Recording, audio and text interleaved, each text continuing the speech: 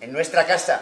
Me estás diciendo que les has ofrecido quedarse a dormir aquí en nuestra casa, no es posible. ¿Y por qué no? Pero te estás bien de la cabeza, ¿por qué lo has hecho? Porque creía que era lo que tú querías. ¿Y por qué cojones lo iba a Porque es tu querer? hermano. The leaves are brown. Hay escaleritas, ¿eh? Joder, que sin ascensor. Ni portero. ¡Yupi! ¡Tenemos invitados!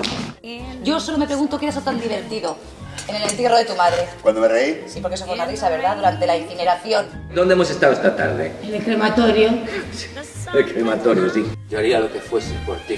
¡Tú no entiendes nada! ¡Lárgate! ¡Eres el que ha destrozado mi vida! Él se echa a llorar. Yo le dejo vaciarse en mí.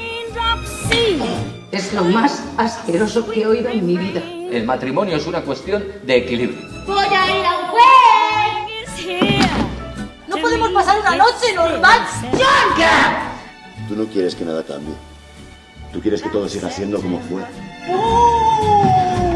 ¡No puedo más! ¡Eso no es verdad! Porque eso lo decido yo. ¡Ártame, por favor! ¡Por favor!